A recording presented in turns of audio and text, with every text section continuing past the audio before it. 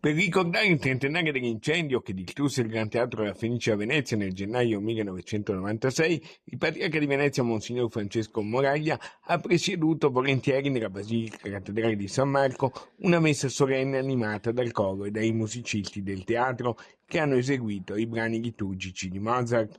Una celebrazione che ha reso omaggio al passato e alla storia del teatro, ma anche lanciato un ponte di pace per il futuro, nell'auspicio che anche le polemiche di queste settimane vengano presto risolti come i dissidi e polemiche interne. Abbiamo voluto ricordare questo trentennale dall'incendio che distrusse il Teatro La Fenice, ma che è rinata, come previsto dal suo stesso nome. Ogni nota, ogni frase musicale è così e non potrebbe essere altrimenti.